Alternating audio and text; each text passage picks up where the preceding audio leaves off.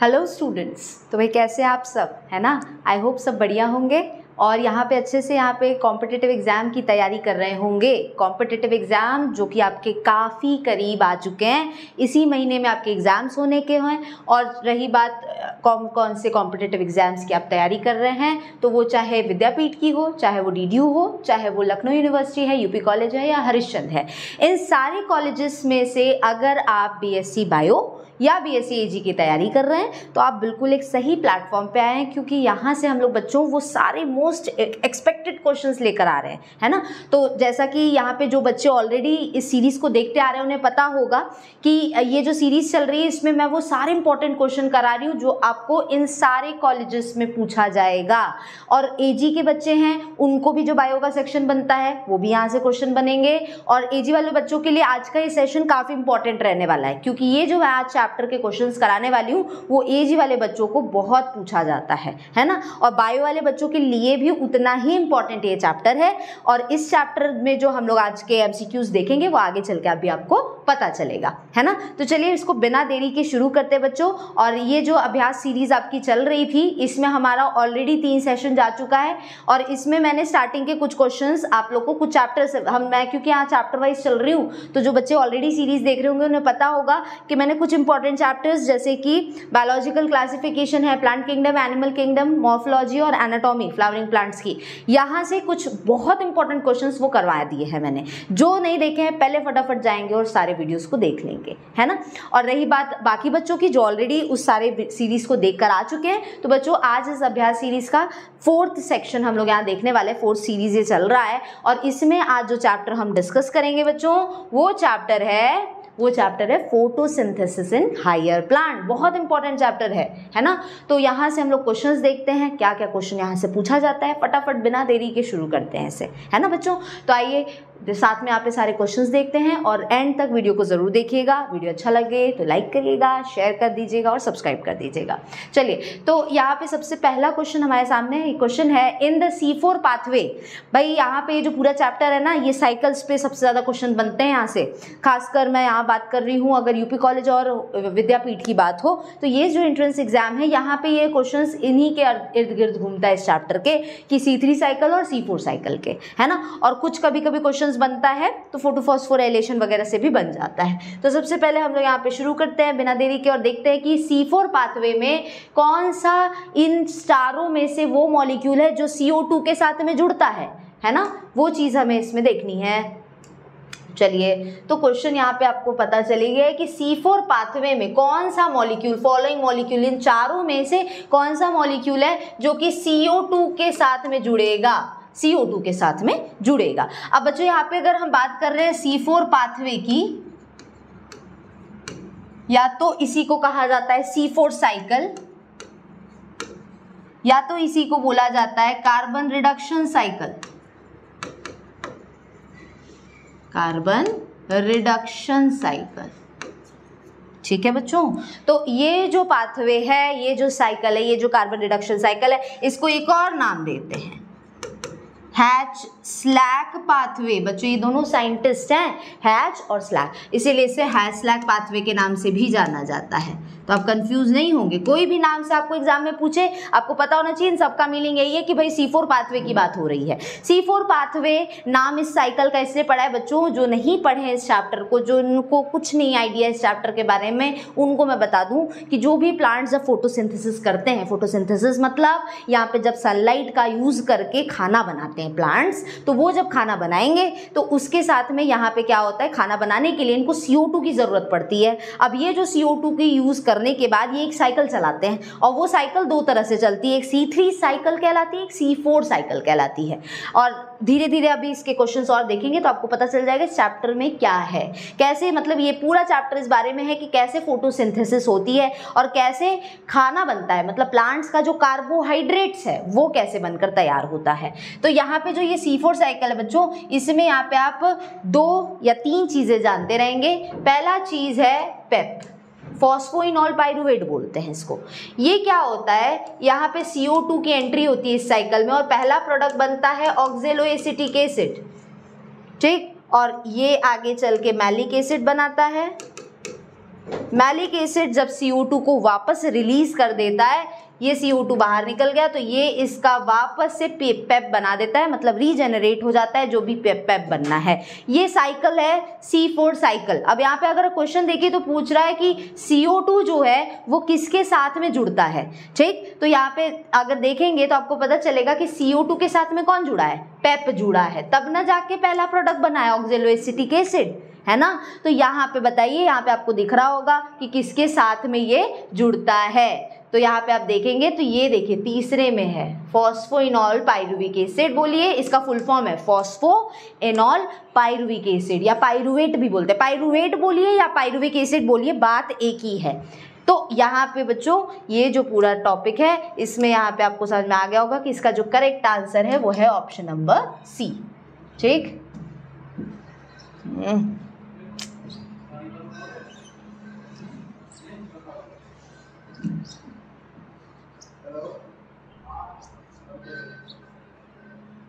तो ये हो गया आंसर फॉस्फोइनॉल पाइरुविक एसिड, क्योंकि CO2 इसके साथ में जुड़ रहा है। इससे रिलेटेड और भी क्वेश्चंस आएंगे, मैलिक एसिड से आएगा, ऑक्जेलोएसिटिक एसिड से आएगा, तो आगे जो मैं क्वेश्चन और कराऊंगी इसको भी ध्यान से देखेंगे। बढ़ते हैं नेक्स्ट क्वेश्चन की तरफ। नेक्स्ट क्वेश्चन है बच्चों, डार्क रिएक्शन जो है वो लाइट पे निर्भर नहीं करता।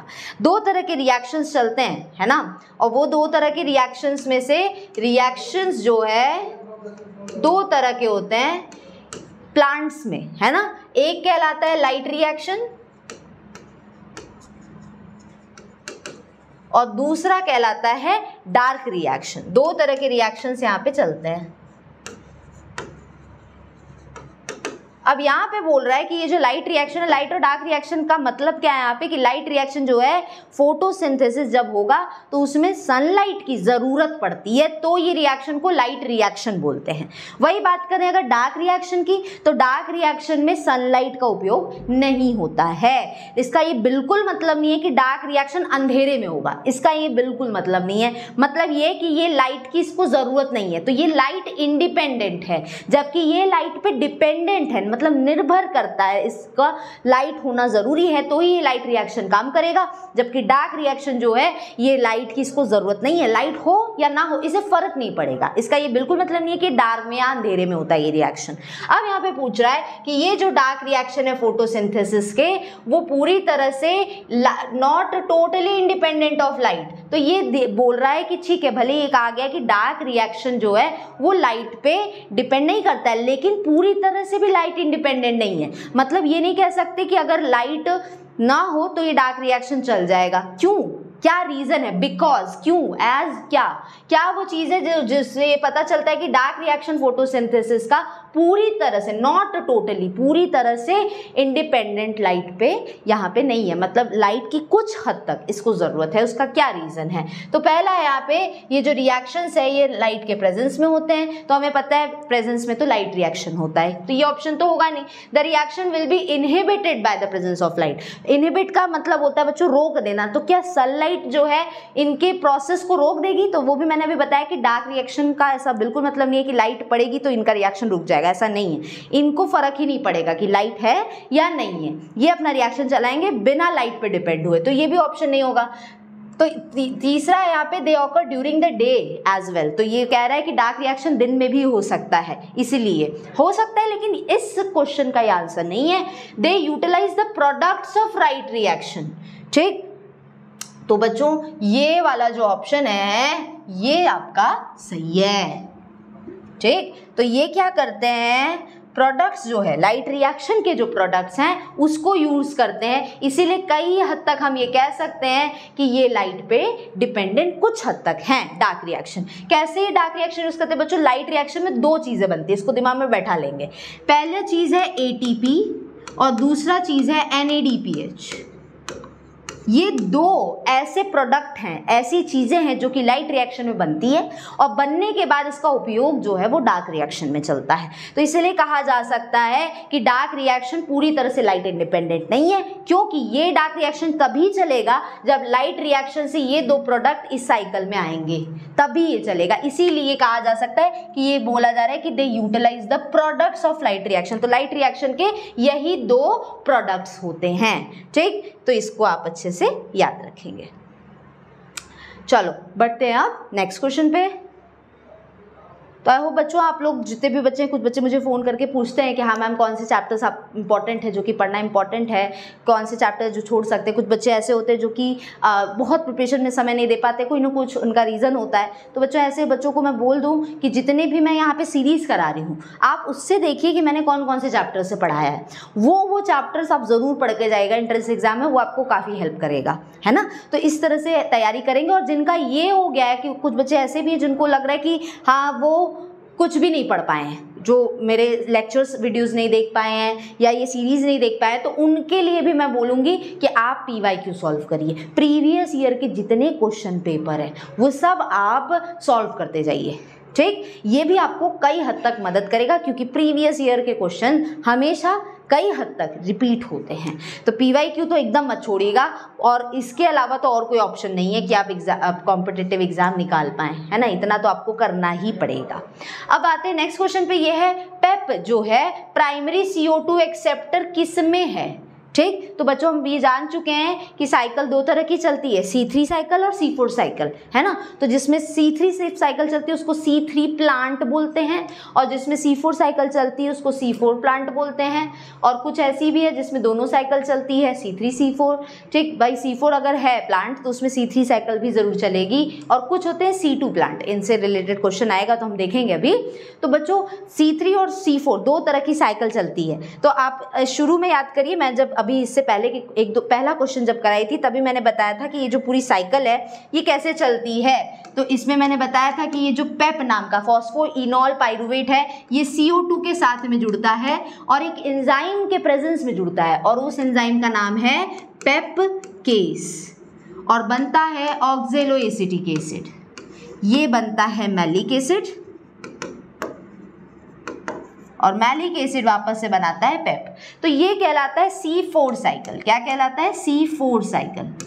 तो ये जो बच्चों C4 साइकिल है, यहाँ पे क्वेश्चन तो अब समझ में आ गया होगा कि पेप जो है किसका CO2 एक्सेप्टर है। मतलब पेप जो है ये CO2 को अपने पास लाता है तब जाके ये OAA बनता है, ऑक्जेलोएसिटिक एसिड। तो CO2 एक्सेप्टर पेप किस में? C3 में कि C4 में? C3 में अलग चलेगा। और C3 में जो CO2 एक्सेप्टर होता है बच्चों उसका नाम याद रखिए, ये भी पूछा जाता है, RUBP CO2 एक्सेप्टर किसमें? C3 साइकिल में या C3 प्लांट्स में। तो C3 साइकिल में CO2 एक्सेप्टर कौन है? RUBP। यही CO2 एक्सेप्टर C4 प्लांट में कौन है? पेप। तो यहाँ पे आपका जो बच्चों करेक्ट आंसर है ये हो जाएगा कौन सा? ये आंसर हो जाएगा C4 प्लांट, है ना, C4 प्लांट। तो C4 प्लांट में ये चल रहा है। C4 प्लांट जो है उसमें CO2 एक्सेप्टर पेप है। चलो बढ़ते हैं नेक्स्ट क्वेश्चन की तरफ। नेक्स्ट क्वेश्चन है बच्चों, यहाँ पे एक प्लांट के बारे में दिया हुआ है कि ये चीजें हैं जो कि प्लांट में पाई जा रही हैं। अब ये बताना है कि प्लांट है कौन सा, उसमें कौन सा, यहाँ पे ये कह सकते हैं कि ये कौन से ग्रुप में आएगा, C4 में आएगा, C3 में आएगा, नाइट्रोजन फिक्सर कहलाएगा या कैम कहलाएगा। ठीक, तो यहाँ पे क्वेश्चन पहले देख लेते हैं क्या पूछ रहा है। तो एक प्लांट है जिसमें फोटो रेस्पिरेशन कम होता है, फोटो रेस्पिरेशन कम होता है और इम्प्रूव्ड वाटर एफिशिएंसी है, मतलब वाटर जो है, पानी जो है वो प्लांट में अच्छे से आ जा पा रहा है। और rate of photosynthesis high temperature पे है, हाई टेम्परेचर पे फोटोसिंथेसिस चल रही है। और ये हाई टेम्परेचर मतलब समझ लीजिए 35 से 45 डिग्री सेल्सियस तक, इस बीच का जब टेम्परेचर मिलता है, तापमान होता है, तब फोटोसिंथेसिस हो रही है इस प्लांट में। और उसके पास नाइट्रोजन भी आसानी से ये प्लांट में ले पा रहा है। और इसमें से कौन से ग्रुप में ये प्लांट आएगा जिसके ये इतने कैरेक्टर हैं? क्या क्या कैरेक्टर हैं? कैरेक्टर है कि रेस्पिरेशन, फोटो रेस्पिरेशन कम है, पानी अच्छे से ट्रांसपोर्ट हो पा रहा है, और साथ साथ में यहाँ पे टेम्परेचर बहुत ज़्यादा है जब, तब फोटोसिंथेसिस हो रहा है। तो ऐसे प्लांट्स बच्चों हमारे किस कैटेगरी में आते हैं? C4 में आते हैं, है ना। तो जो पेड कोर्स के बच्चे होंगे उनको मैंने यहाँ पे एक डिफरेंस कराया था, वो डिफरेंस मैंने कराया था जब हम लोग ने यहाँ पे देखा था, जब पढ़ाया था मैंने ये चैप्टर, तो मैंने एक टेबल दिया था, तो वो टेबल में आपको ये सारी चीज़ें मिलेगी। डिफरेंस पढ़ लीजिएगा C3 और C4 प्लांट्स में। तो C4 प्लांट्स में हमेशा फोटोसिंथेसिस बहुत हाई टेम्परेचर पे होता है, वो टेम्परेचर ये है, इस टेम्परेचर पे C4 प्लांट्स काम करते हैं और फोटोसिंथेसिस करते हैं, ठीक है। तो इसमें जो करेक्ट आंसर है बच्चों वो है C4 ग्रुप में आएगा ये प्लांट, जिसकी ये कैरेक्टर है। हाँ, अब बढ़ते हैं नेक्स्ट क्वेश्चन पे। चलो नेक्स्ट क्वेश्चन है हमारा, फोटोसिंथेसिस में जो लाइट इंडिपेंडेंट रिएक्शन है वो कहाँ होता है। अब यहाँ पे आ जाते हैं बच्चों की ये प्रोसेस पूरी कहाँ चलती है। तो हमारे पास है ना क्लोरोप्लास्ट,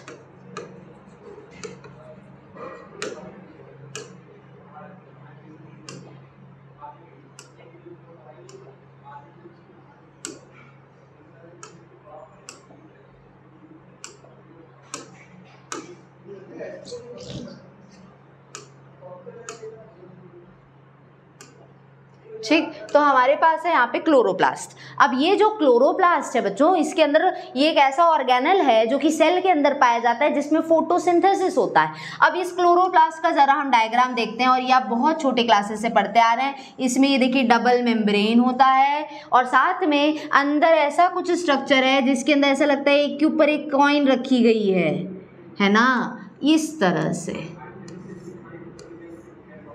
और ये कॉइन एक दूसरे से जुड़ी हुई पाई जाती है।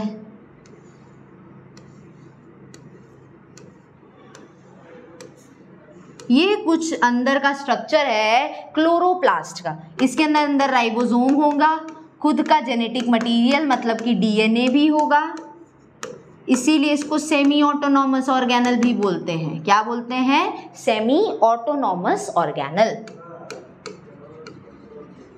किसको किसको बोलते हैं? क्लोरोप्लास्ट को, और दूसरा माइटोकॉन्ड्रिया को।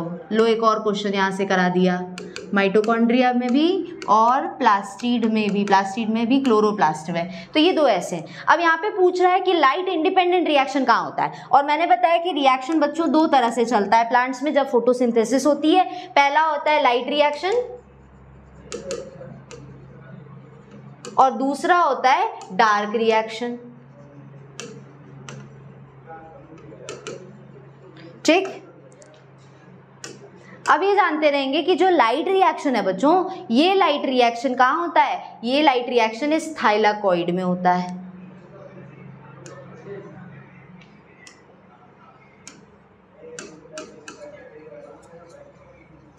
कहाँ होता है? थाइलाकॉइड में, ठीक। थाइलाकॉइड में होता है। और बचा हुआ जो ये अंदर का मटेरियल है इसको बोला जाता है बच्चों स्ट्रोमा, ठीक। अब ये जो थाइलाकॉइड है, ये देखिए सिक्के हैं, जैसे एक के ऊपर एक सिक्के रख दिए गए हों, इसको थाइलाकॉइड बोलते हैं, हर एक सिक्के को। और ये जो इसका पूरा ग्रुप है इसको यहाँ पे बोला जाता है ग्राना। क्या बोला जाता है? ग्राना। ये ग्राना होता है, ठीक। और ये जो इनके बीच में ये जो पाइप जैसे दिख रहा है स्ट्रक्चर जगह जगह पे, इसको बोला जाता है स्ट्रोमा लैमेला। क्या बोला जाता है? Stroma lamella. अब बच्चों यहाँ पे देखेंगे कि लाइट रिएक्शन और डार्क रिएक्शन कहाँ होता है। अब हमें पता चल गया दोनों रिएक्शन इस प्लास्टिड या क्लोरोप्लास्ट के अंदर ही होते हैं। अब इसके अंदर भी ये कहाँ होंगे? क्या ये थाइलाकॉइड में होंगे कि स्ट्रोमा में होंगे? तो ये दिमाग में बैठा लेंगे कि जो लाइट रिएक्शन है बच्चों, ये कहाँ होता है? ये होता है थाइलाकॉइड में। लाइट रिएक्शन कहाँ होता है? थाइलाकॉइड में। और डार्क रिएक्शन कहाँ होता है? स्ट्रोमा में। ये दिमाग में बैठा लीजिए, ठीक। मतलब लाइट रिएक्शन इस सिक्कों के अंदर चलता है, और लाइट रिएक्शन होने के बाद बाकी का रिएक्शन है ये अंदर का जो ये मटेरियल बच रहा है, ये फ्लूइड जैसा, इसके अंदर चलता है। अब यहाँ पूछ रहा है कि फोटोसिंथेसिस में लाइट इंडिपेंडेंट रिएक्शन कहाँ चलता है। लाइट इंडिपेंडेंट किसको बोलते हैं? डार्क को बोलते हैं, क्योंकि लाइट वाला रिएक्शन तो लाइट पे निर्भर है, मतलब ये लाइट डिपेंडेंट है। इंडिपेंडेंट कौन है? Dark reaction. तो इसमें पूछा है डार्क, मतलब डार्क रिएक्शन पूछा, लेकिन देख रहे हैं कैसे घुमा के पूछा है। तो लाइट इंडिपेंडेंट रिएक्शन हम डार्क रिएक्शन को बोलते हैं। और ये कहाँ पे होगा? अब पता चल गया होगा। ऑप्शन में thylakoid, photosystem first, photosystem second, और है स्ट्रोमल मैट्रिक्स। तो इसका करेक्ट आंसर हो जाएगा बच्चों ये ऑप्शन नंबर डी, ठीक, स्ट्रोमा के मैट्रिक्स में होता है। स्ट्रोमल मैट्रिक्स बोलिए या सिंपली इसको स्ट्रोमा भी बोलते हैं। इसी स्ट्रोमा में डार्क रिएक्शन होता है। चलो बढ़ते हैं नेक्स्ट क्वेश्चन की तरफ। नेक्स्ट क्वेश्चन है पीजीए। ठीक, पीजीए ये पहला प्रोडक्ट किसका है? अच्छा, डिस्कवरी से है। PGA was the first CO2 fixation as the first CO2 fixation. PGA जो है ये एक प्रोडक्ट है जो कि C3 साइकिल में बनता है। ठीक है बच्चों, उसको दिमाग में बैठा लेंगे। C3 साइकिल का जो पहला प्रोडक्ट बनता है उसको PGA बोला जाता है। अब ये एक PGA एक CO2 फिक्सेशन है as the first CO2 fixation, मतलब कि CO2 फिक्स होने के बाद ये बनता है। ये डिस्कवरी किसने की थी? Discovered in the photosynthesis of. तो जो जिसने भी की थी वो किसके अंदर ये डिस्कवरी की थी? क्या वो ब्रायोफाइट में की थी, क्या वो जिम्नोस्पर्म में की थी, क्या वो एंजियोस्पर्म में की थी, या एल्गी में? इतना तो हमें पता है प्लांट्स में होगा। प्लांट्स के अलावा एल्गी जो है वो भी प्लांट्स की तरह ही होते हैं क्योंकि इनमें भी फोटोसिंथेसिस होता है। तो जो भी साइंटिस्ट ने बताया कि पीजीए जो है ये बनता है CO2 एक्सेप्ट करने के बाद, वो यहाँ पे जब बनेगा तो वो चीज़ यहाँ जब डिस्कवर की गई थी तो वो इन सब में से किस में डिस्कवर सबसे पहले की गई थी? एक्सपेरिमेंट हुआ होगा, वो एक्सपेरिमेंट इन चारों में से किस में हुआ था सबसे पहली बार? तो इसको बच्चों दिमाग में बैठाएंगे कि यहाँ पे जो ये बनता है ये एल्गी पे एक्सपेरिमेंट हुआ था, इसी पे एक्सपेरिमेंट किया गया था। ठीक, और इसमें एक्सपेरिमेंट के बाद ये पता किया गया था कि जो पहला CO2 प्रोडक्ट है वो PGA है, और ये इसके लिए चलाई गई थी C3 साइकिल। C3 साइकिल जो है बच्चों ये कैसे काम करती है इसको भी समझ लेंगे। RUBP, जैसे वहाँ पे था C4 में पेप, वैसे यहाँ पे होता है RUBP जो कि किसके साथ में जुड़ता है? CO2 के साथ में जुड़ता है, और इसके साथ में जुड़ने के बाद ये पहला प्रोडक्ट बनाता है वो जो ऊपर लिखा है PGA। इसको बोलते हैं फॉस्फोग्लिसरिक एसिड। बच्चों फुल फॉर्म भी याद रखेंगे क्योंकि कई बार ऑप्शन में ये शॉर्ट फॉर्म ना देके इसका फुल फॉर्म लिख देता है, तो आपको फुल फॉर्म पता होना चाहिए। अब ये जो PGA है ये PGAL बनाता है और वापस से RUBP बना लेता है। तो इस तरह से ये काम करता है, लेकिन ये पूरा जो साइकिल इसकी एक्सपेरिमेंट सबसे पहले एल्गी में की गई थी, इसको दिमाग में रखेंगे। चलो बढ़ते हैं नेक्स्ट क्वेश्चन की तरफ। नेक्स्ट क्वेश्चन है कि पूछ रहा है कि लीव्स जो C4 प्लांट्स की लीफ होती है उसमें जो मैलिक एसिड है ये कहाँ बनता है? ठीक, अब यहाँ थोड़ा सा हम C4 साइकिल के डिटेल में जाएंगे। C4 साइकिल के। ये रहा कुछ C4 साइकिल, इसमें हम जान चुके हैं पहले कुछ रिएक्शन से कि हमें यहाँ पे पेप मिलने वाला है।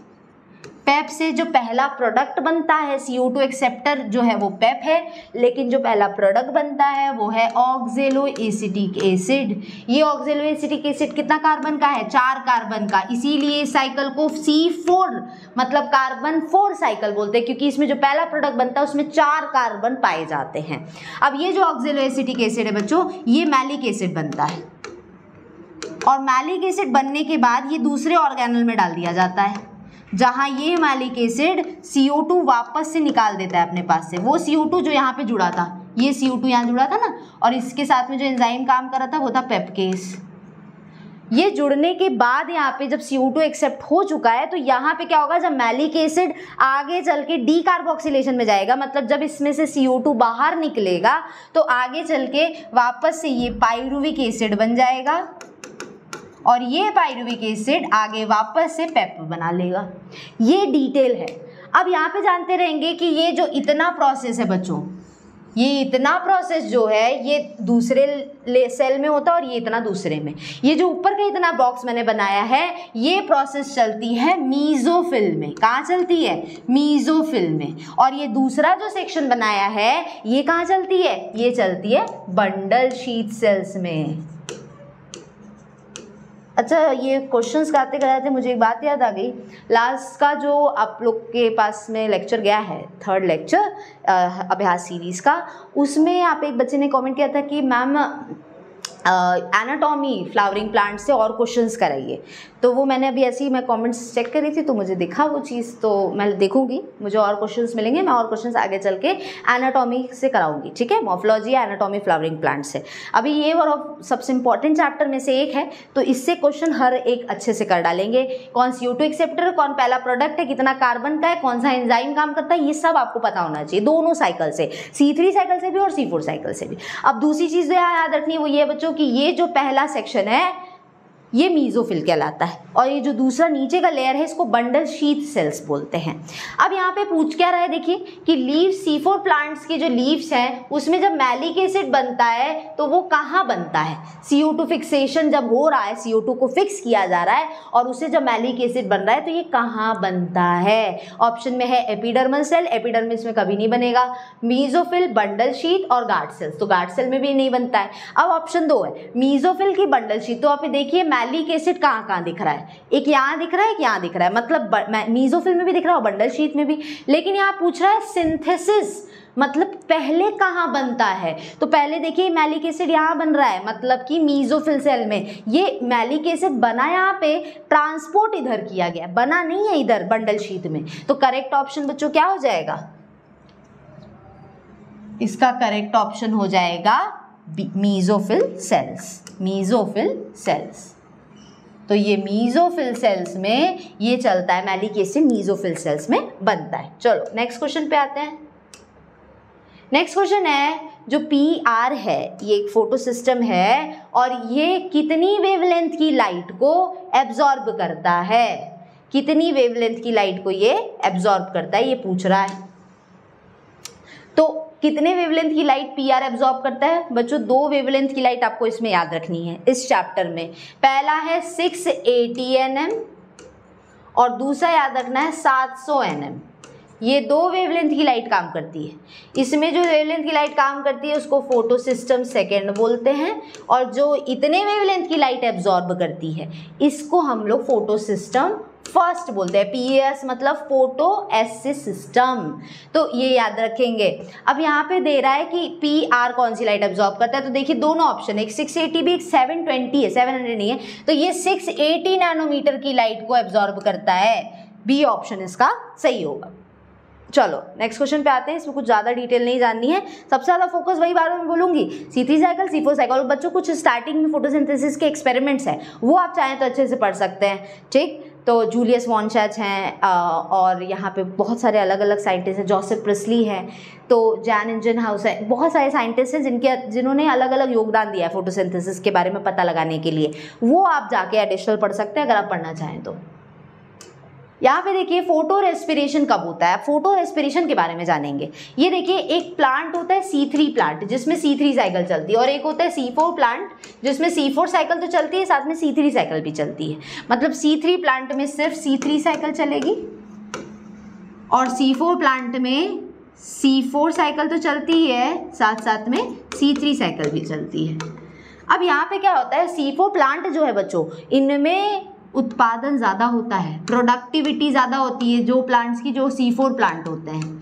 और इसके एग्जाम्पल्स याद रखेंगे, बहुत इंपॉर्टेंट है आपको। यहाँ पे देखेंगे तो कुछ एंट्रेंस एग्जाम में PYQ में पूछा गया, बताइए इसमें से कौन सा C4 प्लांट है, तो इसमें याद रखिए 4 एग्जाम्पल बता रही हूँ, इसके अलावा नहीं जाएगा और कहीं क्वेश्चन, ठीक है। तो ये 4 एग्जाम्पल्स याद रखेंगे C4 प्लांट्स में, और इसमें आता है शुगर केन, गन्ना, C4 प्लांट है, ठीक, याद रखेंगे।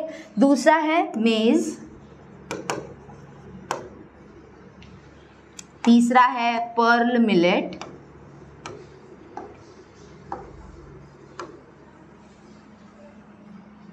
और चौथा है अमेरंथ। ये एग्जाम्पल्स बच्चों अच्छे से याद रखेंगे, ठीक।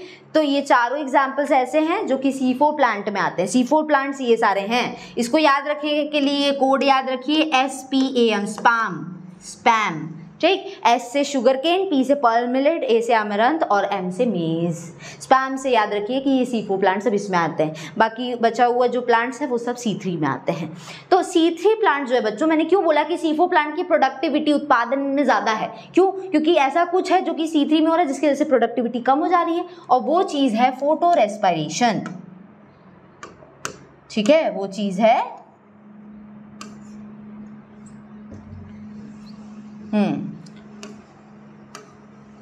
Photo respiration. और फोटो रेस्पिरेशन की वजह से बच्चों 25% जो कार्बन है उसका लॉस हो जाता है।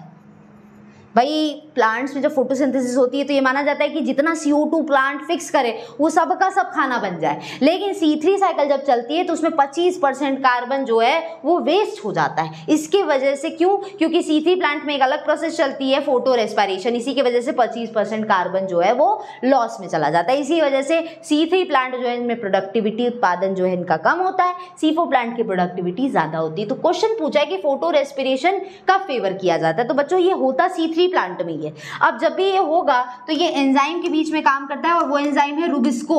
ठीक है, क्वेश्चन पूछा जाता है कि ये बताइए कौन सा ऐसा एंजाइम है जो कि हमारे इस पूरे पृथ्वी पे सबसे ज्यादा अमाउंट में है, तो याद रखिएगा वो एंजाइम है रुबिस्को।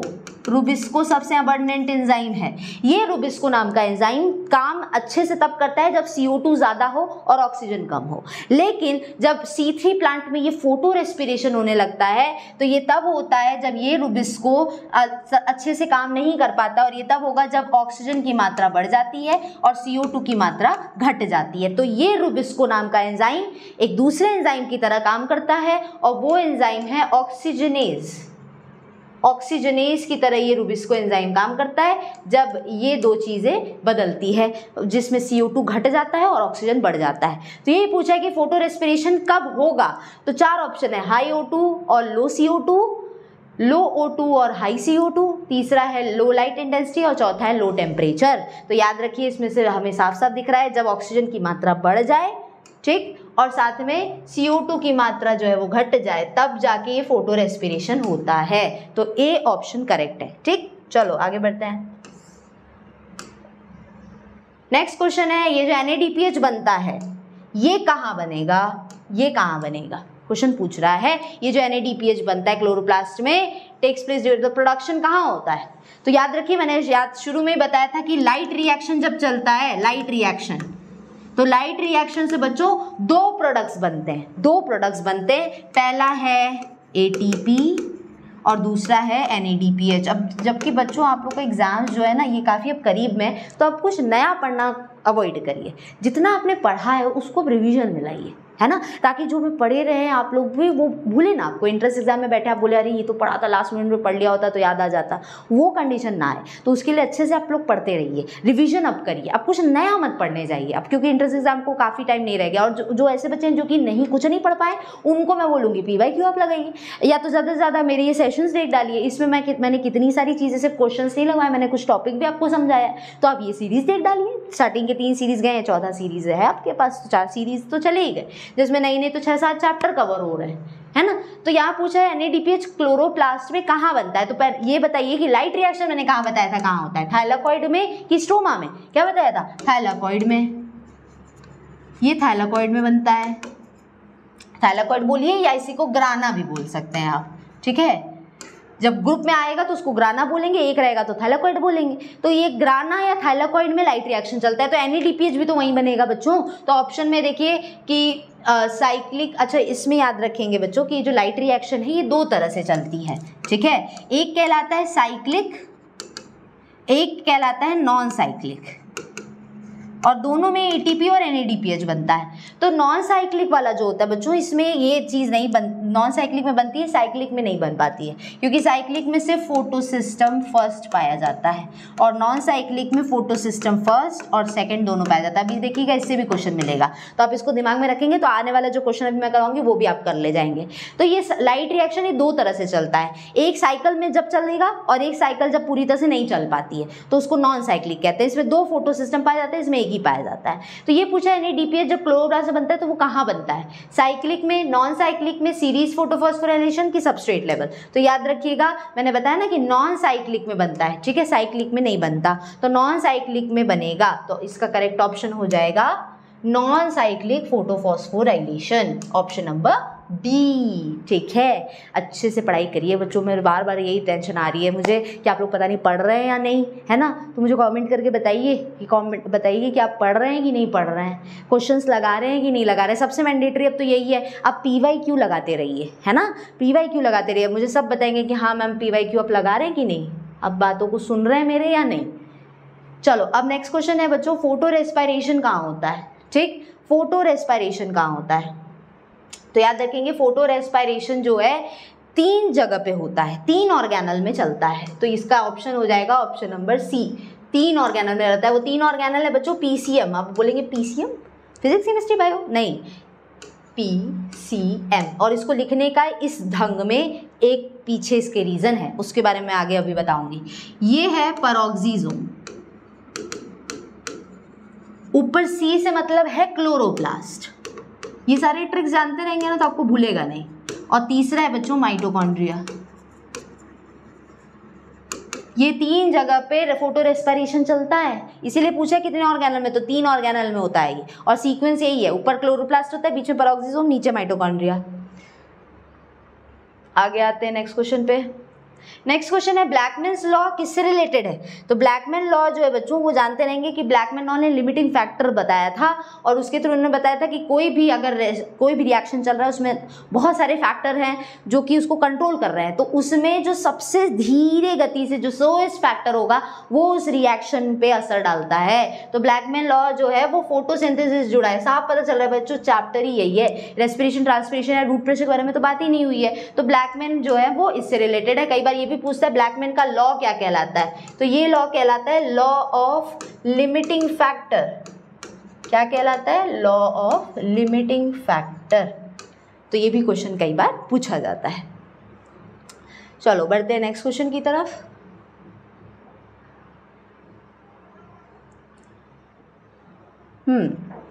तो यहाँ पे हम देखेंगे तो नेक्स्ट क्वेश्चन है हमारे पास, क्रान्स एनाटॉमी किससे जुड़ा हुआ है। क्रान्स एनाटॉमी किस में पाया जाता है? क्या वो C3 में पाया जाता है, क्या वो C4 प्लांट में पाया जाता है, कैम प्लांट में पाया जाता है, कि किस में पाया जाता है? ठीक, ये क्वेश्चन है। तो इधर बच्चों जानते रहेंगे कि जो क्रान्स एनाटॉमी है इसका मतलब ये है कि जब मीजोफिल सेल्स, ठीक है, मीजोफिल सेल्स जो हैं जब इनके अगल बगल घिरे हुए पाए जाते हैं एक दूसरे तरह के सेल्स, और इनको बोला जाता है बंडल शीथ सेल्स। क्या बोला जाता है? Bundle sheath sales. तो मीजोफिल सेल्स के सब घिरे हुए बंडल शीथ सेल पाए जाते हैं। इस अलग तरह के अरेंजमेंट को, एनाटॉमी मतलब क्या होता है? एनाटॉमी मतलब किस तरह से अंदर का सेल और टिश्यू है, वो इस अरेंजमेंट को क्रान्स एनाटॉमी कहा जाता है। और ये दोनों आपको कहाँ मिले हैं? C3 में मिला क्या? नहीं, C4 में मिला, जहाँ पे मैंने बताया कुछ रिएक्शन मीजोफिल में, कुछ बंडल शीथ में। तो ऑब्वियस ही बात है क्रान्स एनाटॉमी कहाँ होगा? C4 प्लांट में होगा। तो करेक्ट ऑप्शन होगा option number B. Kranz anatomy C4 plant में होता है, C3 में कभी नहीं होता है। ठीक, चलो बढ़ते हैं नेक्स्ट क्वेश्चन की तरफ। नेक्स्ट क्वेश्चन यहाँ पे कह रहा है कि यहाँ पे ये जो C4 प्लांट्स हैं इनके पास ज़्यादा प्रोडक्टिविटी क्यों होती है। अभी मैंने शुरू में बताया, कुछ क्वेश्चंस हमने देखे तो वहाँ मैंने बताया कि C4 प्लांट्स में प्रोडक्टिविटी ज़्यादा है क्योंकि वहाँ पे एक प्रोसेस है जो नहीं होती है, वही फोटो C3 साइकिल में चलती है, जिसके वजह से प्रोडक्टिविटी C3 प्लांट की कम हो जाती है, C4 की ज़्यादा है। तो C4 प्लांट्स की प्रोडक्टिविटी ज़्यादा क्यों है? ऑप्शंस में देखिए, क्योंकि ये ज़्यादा लाइट एब्जॉर्ब करते हैं, क्योंकि ये ज़्यादा CO2 एब्जॉर्ब करते हैं, क्योंकि इनमें फोटो रेस्पिरेशन नहीं होता है, या जिनमें ज़्यादा अमाउंट में रूबिस्को नाम का एंजाइम है। तो याद रखेंगे फोटो रेस्पिरेशन नहीं होता है तभी ना C4 प्लांट ज़्यादा प्रोडक्टिव है। याद रखिए इस चीज़ को। ऑप्शन नंबर सी इसका सही होगा।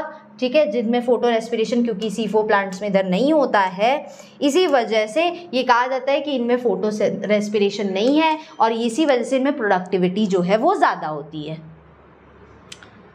नेक्स्ट क्वेश्चन पे आते हैं। नेक्स्ट क्वेश्चन कह रहा है पहला CO2 product, CO2 fixation product C4 plant में क्या है। अभी शुरू से ही साइकिल हम लोग पढ़ते आ रहे हैं कि C3 साइकिल क्या है, C4 साइकिल क्या है। तो यहाँ पे बता दूं कि पहला प्रोडक्ट, देखिए CO2 फिक्सेशन प्रोडक्ट बोल रहा है, ठीक है। तो ये कई बार बच्चे कंफ्यूज जाते हैं कि CO2 एक्सेप्टर पूछ रहा है, नहीं, पहला प्रोडक्ट पूछ रहा है कि इस साइकिल में क्या बनता है। C4 प्लांट में ये जो साइकिल चलती है C4 साइकिल, तो याद रखिए हमेशा भाई कि इसमें जो बनता है पहला प्रोडक्ट वो है OAA।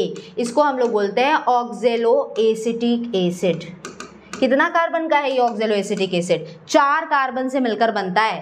4 कार्बन से, है ना, इसीलिए इस साइकिल को C4 साइकिल या C4 प्लांट, ऐसे प्लांट को कहते हैं जिसमें साइकिल चलती है। और कैसे चलेगी, किसकी मदद से चलती है, तो वो याद रखेंगे पेप की मदद से चलती है। और कौन से एंजाइम की वजह से, तो पेपकेस की वजह से।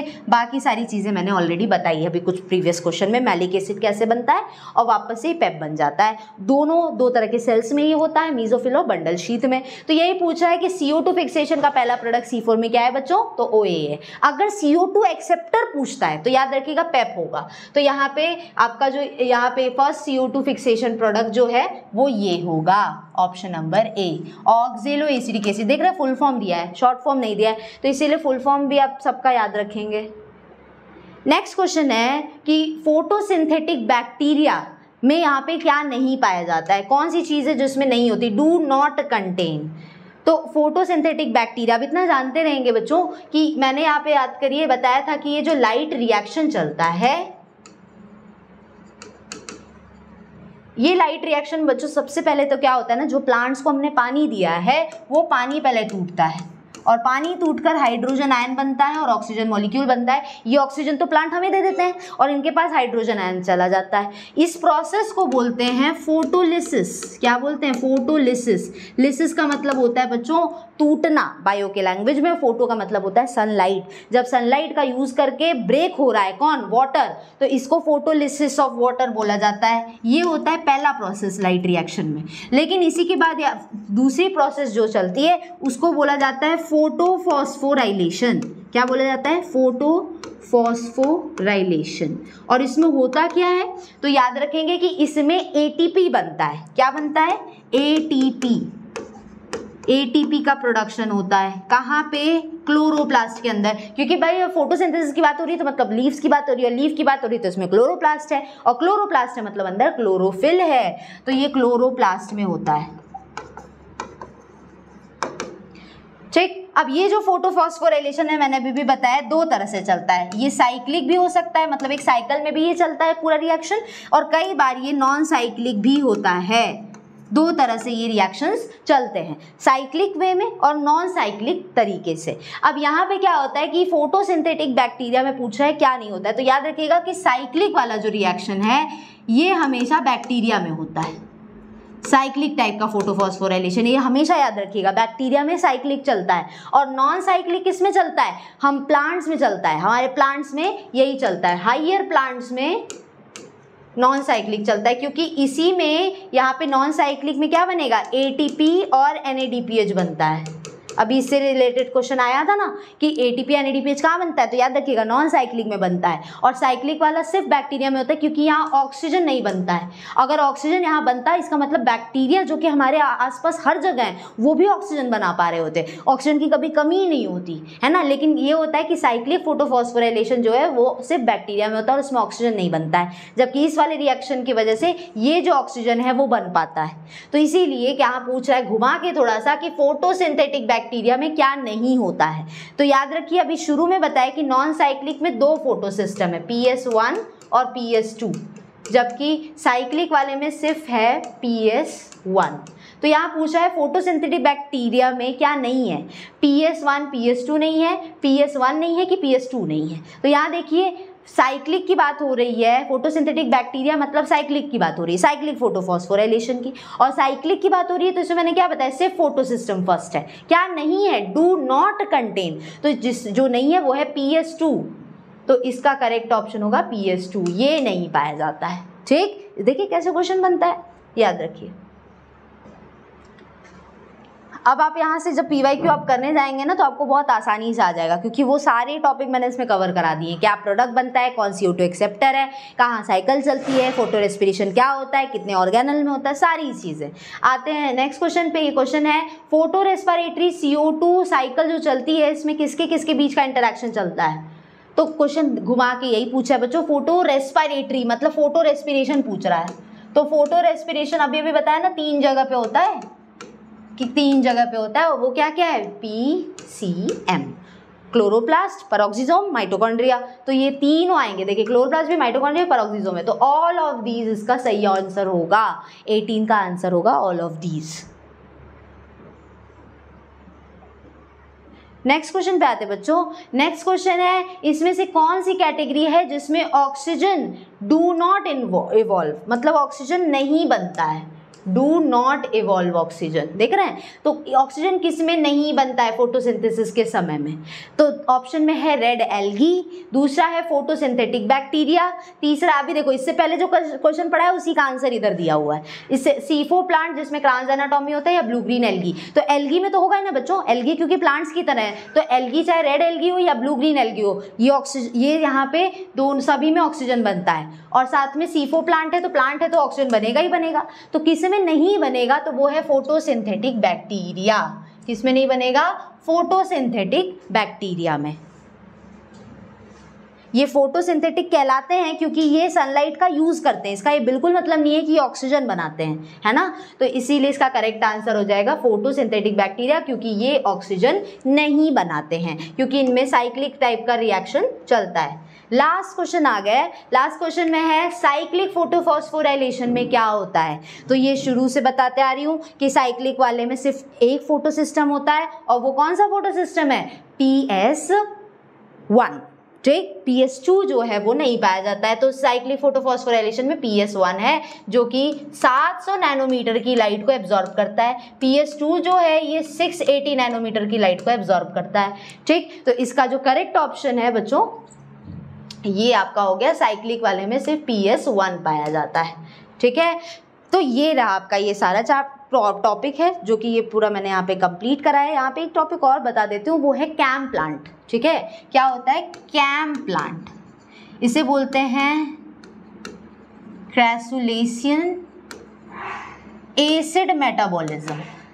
ये कौन से प्लांट होते हैं भाई जिनमें ये साइकिल चलती है, तो ये ऐसे प्लांट्स हैं ना जो कि ड्राई कंडीशन में पाए जाते हैं, ठीक। और ऐसे प्लांट्स की लीफ बहुत मोटी होती है, क्यूटिकल की लेयर जो है पत्तियों पे काफ़ी मोटी पाई जाती है, स्टोमेटा धसा हुआ होता है, संकन स्टोमेटा पाया जाता है। और फोटो ये सब इसीलिए होता है ताकि फोटो यहाँ पे ये जो नॉर्मली जो ये वाटर निकलता है प्लांट से जिसको हम लोग ट्रांसपिरेशन बोलते हैं, वो प्रोसेस जो है वो यहाँ कम हो, इसीलिए होता है। क्योंकि ऐसे प्लांट ज़्यादातर डेजर्ट एरिया में पाए जाते हैं जहाँ पानी उतना नहीं मिल पाता प्लांट्स को। ऐसे प्लांट्स की खासियत ये है कि इनका जो स्टोमेटा है ये कब एक्टिव होता है, रात के समय पे, ठीक है। इसको स्कोटो एक्टिव स्टोमेटा बोलते हैं। क्या बोलते हैं, स्कोटो एक्टिव स्टोमेटा। क्यों, क्योंकि ये जो स्टोमेटा है ओपन कब होता है, नाइट टाइम में। तो यहां से भी कई बार क्वेश्चन पूछा जाता है। साइकिल बिल्कुल वैसे ही चलेगी जैसे C4 साइकिल चलती है, वही पेप होगा, वही ऑक्जेलोएसिटिक एसिड होगा, वही मैलिक एसिड होगा, वही वापस से बन के वापस आपका फॉस्फोइनॉल पाइरुवेट बना लेगा, वही 2 सेल्स में होगा, मीजोफिल में, बंडल शीट सेल में। तो यही पूरा प्रोसेस है, इसको हम लोग कैम प्लांट्स के नाम से भी जानते हैं। जितने डेजर्ट प्लांट हैं वो इसी कैटेगरी में आते हैं। तो ये एक और क्वेश्चन मैंने आप लोग को एडिशनल जो था वो करा दिया है। आई होप आपको ये जो सेशन है पूरी तरह से अच्छे से समझ में आया होगा। जो भी क्वेश्चंस मैंने कराए हैं आपको कोई डाउट नहीं होगा। अगर है कुछ डाउट तो आप वो कमेंट करके मुझसे पूछ सकते हैं। मैं कोशिश करूंगी कि जब मैं नेक्स्ट सेशन चलाऊंगी यहाँ पे तो उसमें मैं आप लोग को 5th सीरीज जो इसका चलेगा, अभी ये पार्ट 4 है, पार्ट 5th में मैं उसका आंसर देने की कोशिश करूंगी, ठीक है। तो आज के लिए बच्चों इतना ही रहेगा। मिलते हैं नेक्स्ट क्लास में नेक्स्ट सीरीज के साथ में, जहाँ पे हम लोग आगे के नेक्स्ट चैप्टर कराऊंगे। साथ में फोटोसिंथेसिस इन हायर प्लांट्स हो चुका है, रेस्पिरेशन इन प्लांट जो कि सेकंड इंपॉर्टेंट चैप्टर है एजी वाले बच्चों के लिए भी और बायो वाले बच्चों के लिए भी। तो उसके साथ में आऊंगी, आप भी पूरी तरह से पूरी तैयारी के साथ आएंगे, तभी हम लोग अच्छे से यहाँ पे जितने हो सके उतने क्वेश्चंस कर पाएंगे। तो अभी के लिए इतना रहेगा बच्चों, थैंक यू।